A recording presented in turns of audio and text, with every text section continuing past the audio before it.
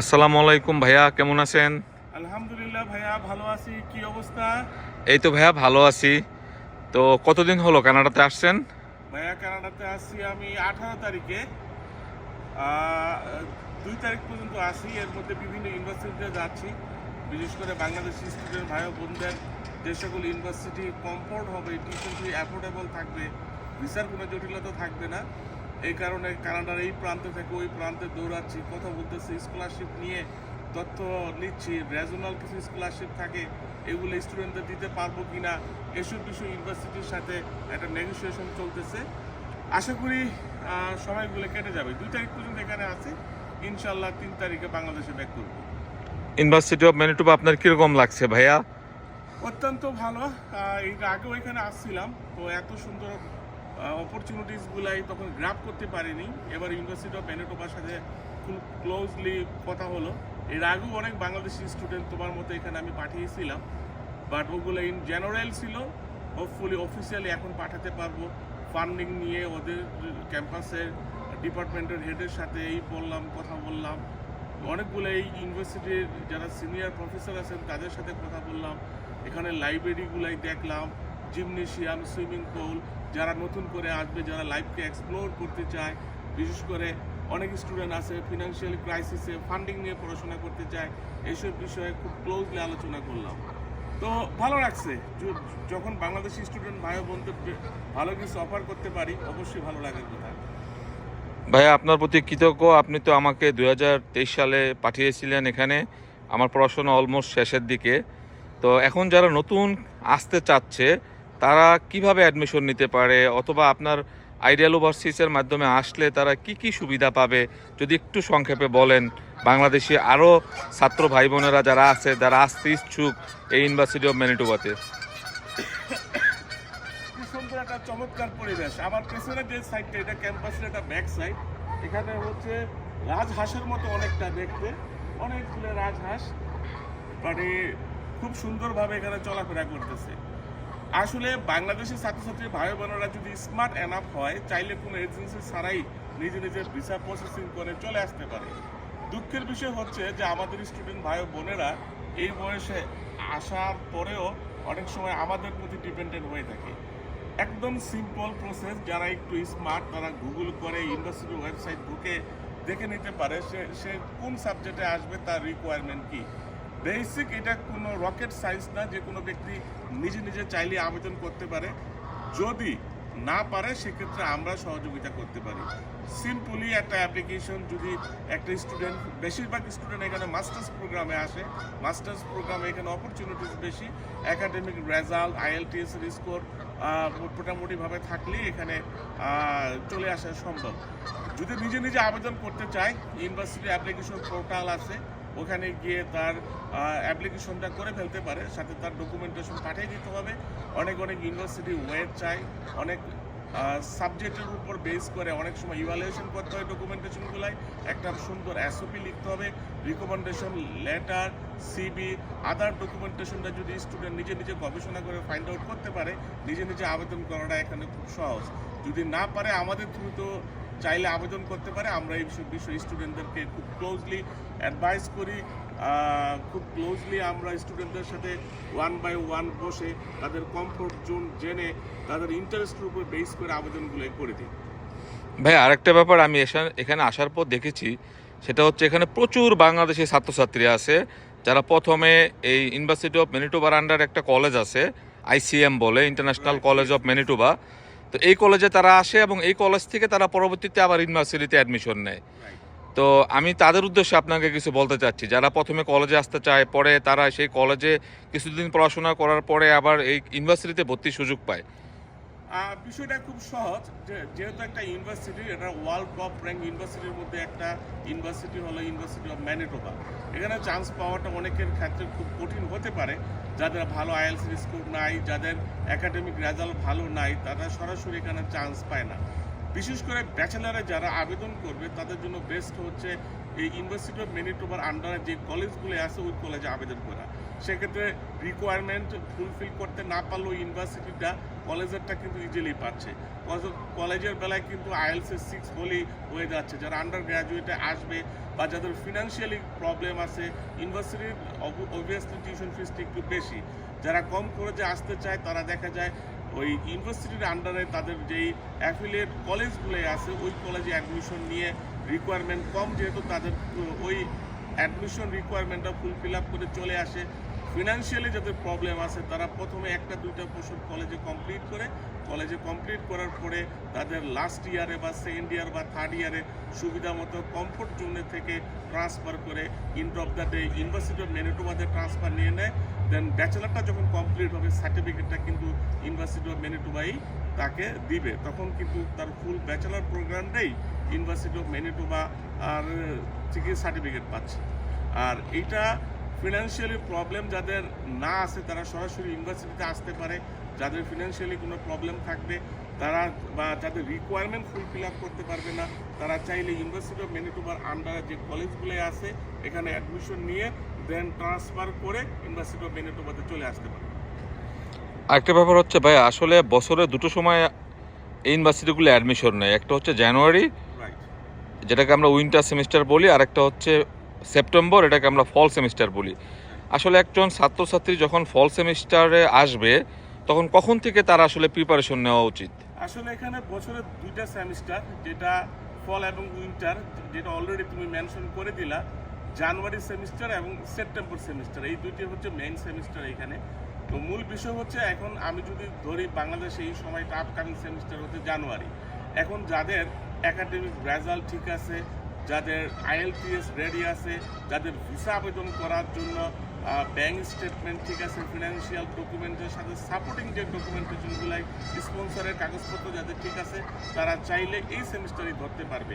আর যারা একেবারে নিউ, যারা চিন্তা ভাবনা করতেছে যে ইউনিভার্সিটি অফ ম্যানিটোবাতে অ্যাডমিশন নেবে অথবা কানাডার কোনো বিশ্ববিদ্যালয়ে অ্যাডমিশন নেবে, তাদের উচিত প্রথমেই 6 মাস আগের থেকে নিজেকে প্রিপেয়ার করা। এতে করে কি করতে হবে, প্রথমে আইএলটিএসটা করতে হবে, তারপরে ব্যাংক স্টেটমেন্টের বিষয়টা মাথায় নিয়ে কাজ করতে হবে, অ্যাডমিশনের রিকোয়ারমেন্ট যদি পূর্বের থেকে জানা থাকে ওই অনুযায়ী কাগজপত্রগুলো রেডি করতে হবে। সাপোজ জানুয়ারি সেমিস্টারে না পারলো, যদি যাদের ডকুমেন্টেশন এই মুহূর্তে আইএলটিএস হাতে আছে তারা চাইলে জানুয়ারি সেমিস্টারের জন্য আবেদন করতে পারবে। যারা ফিউচারে আবেদন করার চিন্তা ভাবনা করতেছে তারা আগামী বছর 2026 সালের সেপ্টেম্বর সেমিস্টারকে মাথায় রেখে মার্চ এপ্রিলের থেকে যদি আবেদনগুলো করে দেয় সেক্ষেত্রে কিন্তু স্কলারশিপ পেতে সুবিধা হয়। আবেদন করার লাস্ট ডেট থাকে, আমি বাংলাদেশি স্টুডেন্ট ভাই বোনেরা যারা ইউনিভার্সিটি অফ ম্যানিটোবা বা তার আন্ডারে যে সকল কলেজগুলো আসে তারা যদি এখানে আসতে চায় তাদের প্রতি পরামর্শ থাকবে অ্যাটলিস্ট 6 মাস আগে আবেদন করে দেওয়া। 6 মাস আগে আবেদন করলে কি হবে যে অ্যাডমিশনটা পাইতে ইজিলি হবে, আর স্কলারশিপ পাওয়ার একটা সুযোগ থাকে, বিভিন্ন অপরচুনিটিসগুলো আছে। তারপর সময় নিয়ে ভিসা অ্যাপ্লিকেশন করতে পারবে। এক্স্যাক্টলি, অনেক সময় দেখা যায় যে ভিসা আবেদনের ক্ষেত্রে অনেক সময় বাংলাদেশি স্টুডেন্ট ভাই বোনদের জটিলতা তৈরি হয়। সেক্ষেত্রে কিছু কিছু ডিসিশন 1-1.5 মাসের মধ্যে দিয়ে দেয়, 15 দিনের মধ্যে দিয়ে দেয়, আবার কিছু কিছু আবেদন দেখা যায় 6 মাসের মধ্যে রেজাল্ট পাওয়া যায় না। এই সকল উটকু ঝামেলা থেকে যদি নিজেকে সেভ করতে চায় আমি বলবো অ্যাটলিস্ট 6টা মাস সময় হাতে রেখে ইউনিভার্সিটি অ্যাপ্লিকেশন করা, তারপরে ভিসার জন্য আবেদন যদি একজন স্টুডেন্ট করে তখন সে সেফ জোনে থাকবে। আর আপনি স্কলারশিপ নিয়ে কথা বলতেছিলেন ভাইয়া, আজকে তো আপনার ইউনিভার্সিটি অফ ম্যানিটোবার কর্তৃপক্ষের সাথে অনেকগুলো মিটিং হলো বিভিন্ন ডিপার্টমেন্টের সাথে। আইডিয়াল ওভারসিজের সাথে যদি স্টুডেন্টরা আসে কানাডাতে এই ইউনিভার্সিটি অফ ম্যানিটোবাতে, সেক্ষেত্রে তারা কি কি সুবিধা পাবে? আসলে এর আগেও আমি আসছিলাম, এখন প্রায় বিকাল গড়িয়ে সন্ধ্যার কাছাকাছি, সকালবেলা এখানে ছিলাম। ইউনিভার্সিটি কর্তৃপক্ষই আমাদের সাথে অনেক সময় লং ডিসকাশন করলো। এদিকে যদি একটু দেখে, যখন আমি কথা বলতেছি এই যে হাঁস ন্যাচারালি এটা হচ্ছে এক ধরনের বাংলাদেশের রাজহাঁস টাইপের, খুব ভালো লাগতেছে এদের সাউন্ড, চুপচাপ পরিবেশ, সেফ জোন, এর মধ্যে দাঁড়িয়ে আমি কথা বলতেছি। আসলে ইউনিভার্সিটি যে বিষয়টা অফার করতে চাচ্ছে সেটা হচ্ছে তারা জেনুইন স্টুডেন্ট চাচ্ছে। যে সকল স্টুডেন্ট ভাই বোনেরা ফান্ডিং বা স্কলারশিপ পাবে তারা যেহেতু এইখানে আইসা পড়াশোনা করে। দেখা যায় যারা পিএইচডি প্রোগ্রামে আসবে, যারা ফান্ডিং নিয়ে আসতে চাচ্ছে তারা অনেকে 6 মাস 1 মাস বা 2 মাস ক্লাস করে ফুটতে যায়। এটা আমাদের দেশের মানুষের জন্য, আমাদের দেশের ফিউচারে যে সকল স্টুডেন্ট এখানে আসবে তাদের জন্য একটা ক্ষতিকারক বিষয়। এই ধরনের ইনসিডেন্ট ঘটনার ফলে ওরা এখন একটু স্ট্রিক্ট হয়ে গেছে। স্কলারশিপ ফান্ডিং এই বিষয়গুলো মাথার মধ্যে যখন আসবে তখনই কিন্তু এক্সট্রা অর্ডিনারি কিছু থাকতে হবে। স্কলারশিপ অবশ্যই আইডিয়াল ওভারসিজ এডুকেশনের মাধ্যমে এখানে আসতে সম্ভব। সেক্ষেত্রে মাথার মধ্যে রাখতে হবে যাতে একাডেমিক রেজাল্টের পাশাপাশি কিছু এক্সট্রা কারিকুলাম অ্যাক্টিভিটিস থাকে। যারা মাস্টার্স প্রোগ্রামে ডাইরেক্টলি ইউনিভার্সিটি অফ ম্যানিটোবাতে আসতে চায় এবং স্কলারশিপ নিয়ে বা ফান্ডিং নিয়ে পড়াশোনা করতে চায় তাদেরকে বলবো আগে থেকেই একটা প্রিপারেশন নিয়ে নিতে। যখন ব্যাচেলার কমপ্লিট করবে বা ব্যাচেলার কমপ্লিট করার সাথে সাথে যদি তাদের প্ল্যানিং থাকে বিদেশে বা কানাডাতে ইউনিভার্সিটি অফ ম্যানিটোবাতে উচ্চশিক্ষা গ্রহণ করবে তখনই তাদের এক্সট্রা কারিকুলাম অ্যাক্টিভিটির প্রতি মনোযোগ দিতে হবে। তাদের বিভিন্ন পাবলিকেশনস নিয়ে কাজ করতে হবে। যদি পাবলিকেশনস থাকে, যদি কিছু ভলান্টারি ওয়ার্ক এক্সপিরিয়েন্স থাকে, রিলিভেন্ট সাবজেক্টের উপর যদি স্টুডেন্টের কিছু এক্সপিরিয়েন্স বা কিছু এক্সট্রা কারিকুলাম অ্যাক্টিভিটিস থাকে এবং পাবলিকেশন যদি ইন্টারন্যাশনাল জার্নালে প্রকাশ করা যায় বা এইটার রিলিভেন্ট কিছু শর্ট কোর্স থাকে যেটা দিয়ে অন্য স্টুডেন্টের থেকে একজন স্টুডেন্টকে আলাদা করা যায়।